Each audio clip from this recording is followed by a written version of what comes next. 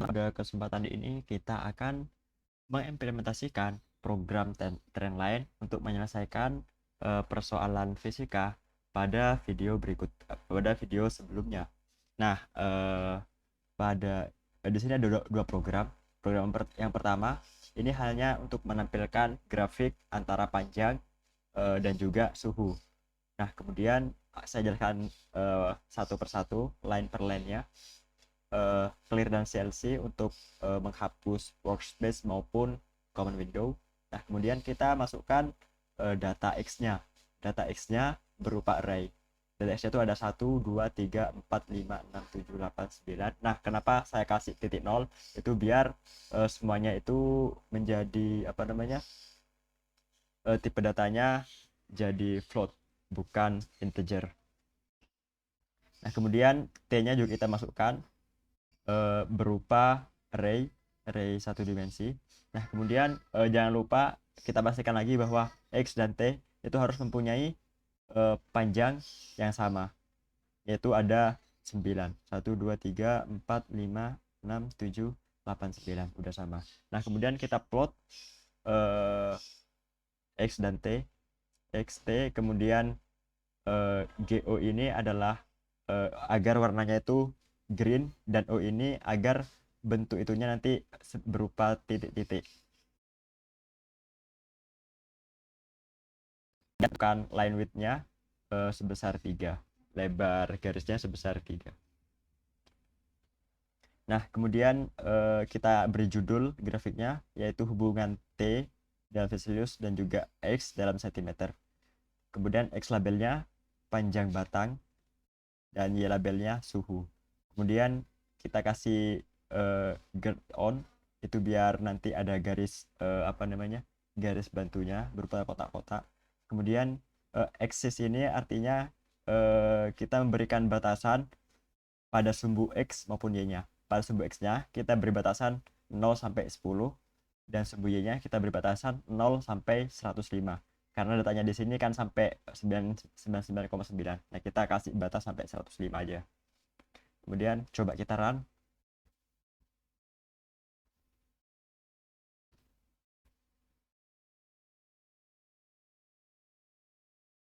Nah, ini grafik hubungan T dan X. Nah, kita lihat bahwa dia itu nggak benar-benar lurus ya.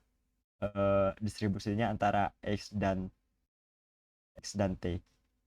Nah, kemudian nanti dengan menggunakan trend line, kita akan menentukan garis yang mewakili tren dari hubungan antara X dan T ini. Program selanjutnya, trend line. Nah, pada program ini kita akan menghitung hubungan antara variabel X dan T.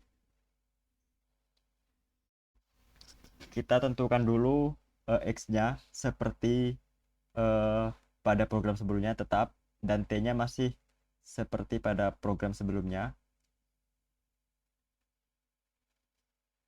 Nah, kemudian kita tentukan end data. End data ini sebagai jumlah dari datanya. Nah, jumlah datanya yaitu length T. Artinya panjang T-nya ini berapa. Nah, antara kita bebas milih T atau X. Bisa length T atau length X. Karena keduanya itu memang harus sama panjangnya. Nah, setelah itu baru kita inisiasi sum X, sum T, sum XT, sum XX, sum TT. Nah, ini nanti sebagai sigma yang akan sigma X, sigma T, sigma X kali T, sigma X kuadrat, sigma T kuadrat yang akan kita gunakan untuk perhitungan B dan A nanti. Nah, kemudian kita lakukan perulangan for I dari 1 hingga jumlah data. Untuk menghitung sum ini. Nah, nanti sum X ini itu akan kita update menjadi sum X plus XI. Jadi nanti khusus sum X ini dia akan berupa penjumlahan antara X dari I1 sampai I ke end data, indeks ke indeks terakhir, seperti itu. Nah, selanjutnya yang T juga itu penjumlahan dari T. Jadi nanti sum T ini akan terus diupdate selama perulangan. Itu nanti akan berupa penjumlahan dari T dari I1 sampai I-nya indeks terakhir. Kemudian XT, penjumlahan dari X kalikan T, atau T kalikan X sama aja. Artinya nanti pada T indeks ke I kalikan X indeks ke I itu akan dijumlahkan dari indeks pertama sampai ke indeks terakhir.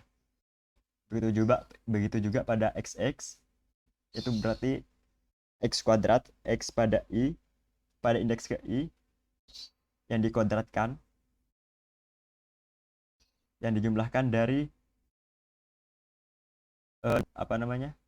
indeks pertama sampai terakhir, kemudian T kuadrat. Nah, setelah ini kita dapatkan, baru kita bisa menghitung M dan A-nya. Nah, B dan A-nya. B adalah N data kalikan sigma XT dikurangi sigma X dikalikan sigma T. Dibagi N kalikan sigma X kuadrat dikurangi sigma X yang dikuadratkan. Nah, kemudian kita baru bisa menentukan A-nya, yaitu A sama dengan jumlah sigma T dibagi N data. Ini adalah rata-rata dari T dikurangi B kalikan sigma X per N data. Ini adalah rata-rata dari X. Nah, maka kita bisa mendapatkan persamaan Y sama dengan A tambah B kalikan X. Seperti itu. Nah, kenapa ini saya menggunakan titik bintang? Nah, titik ini kan X-nya itu kan berupa ini ya, berupa array. Nah, nanti agar agar dikalikan per elemennya itu kita menggunakan titik seperti itu. Jadi kalau array sebisa mungkin kalau semisal dikalikan itu menggunakan dioperasikan itu menggunakan titik seperti itu sebelum operasinya.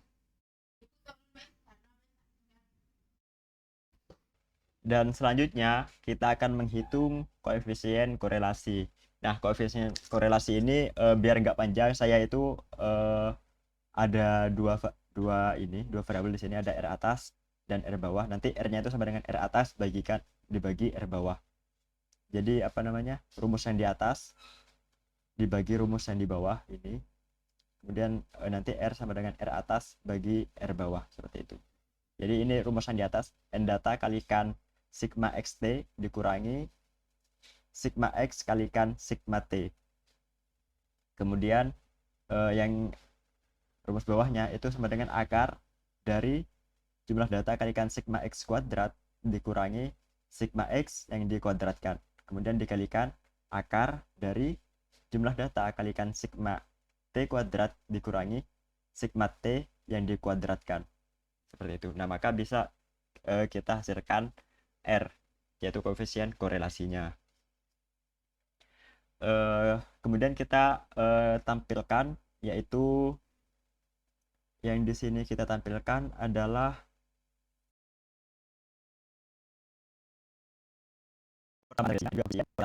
nah, persamaan regresi sama dengan ini artinya enter ya, garis miring N, ini nanti enter, kemudian Y sama dengan persen 3F nya ini nanti akan diisi A, dan persen 3F yang di sini akan diisi B. Jadi Y sama dengan isi dari A tambah isi dari B dikalikan X, munculnya akan seperti itu. Nah, kemudian koefisien korelasi nanti R akan sama dengan persen F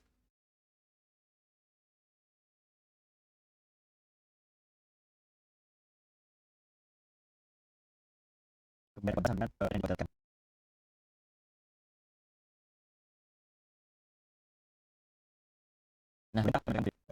pada X dan T ini masih sama dengan sebelumnya. Ini sama dengan sebelumnya. Oke. Nah, kemudian kan kalau sebelumnya itu masih belum ada trend line-nya ya. Nah kemudian kalau misal kita ditambahkan trend line-nya, jadi dari baris sini sampai baris sini itu masih sama ya. Kalau misalnya kita mau nambahkan garis trend line-nya, kita beri hold on dulu. Nah setelah itu baru plot trend line-nya. X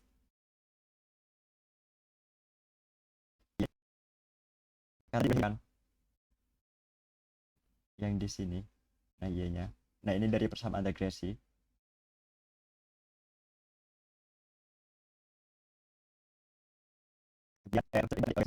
Garis merah dengan strip ini berarti garis kayak gitu. Juga 3. Kemudian legend ini juga sebagai keterangan. Nanti untuk plot yang pertama itu adalah datanya, dan plot yang kedua itu sebagai trend line-nya. Nah location-nya itu ada di northwest seperti itu. Nah kemudian kita juga bisa menentukan T saat X sama dengan 12. Dengan apa? Dengan persamaan yang tadi. Dengan persamaan ini. Saat X-nya 12. Y-nya ini nanti sebagai T. Nah, maka S-nya sebagai S-nya ya ini ya. 12. Kemudian nanti Y sama dengan fungsi dari X kalikan A. Fungsi dari X. Ini kita membuat fungsi Y. Fungsi Y. Fungsi Y yang berasal dari X yaitu isinya adalah A tambah B kalikan X seperti itu. Nah nanti berarti untuk menentukan suhu ke-12 Y S-nya kan 12 kan. Nah baru kita print hasilnya. Oke kita coba run.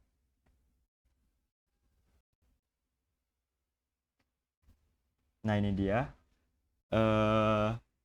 apa namanya yang hijau itu masih sama dengan grafik sebelumnya, sedangkan yang merah ini adalah garis yang kita dapatkan dari perhitungan trend line tadi, persamaan trend line. Nah kemudian ini adalah yang di print, yang ditampilkan.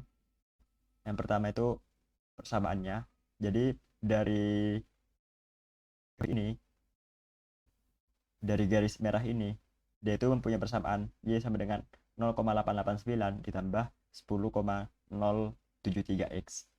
Sedangkan nanti koefisien korelasinya itu R-nya adalah 0,97 dan R kuadratnya itu sebesar 0,941. Nah, kemudian ternyata pada saat X-nya 12 dia itu mempunyai suhu sebesar 121,769 Celcius seperti itu.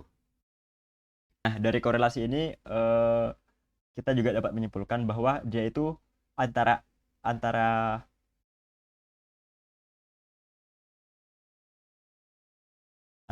berarti satu kan R-nya. Nah, berarti dia itu mempunyai nilai yang sangat tinggi korelasinya.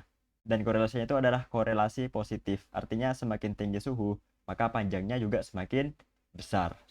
Seperti itu. Oke, sekian untuk penjelasan implementasi programnya.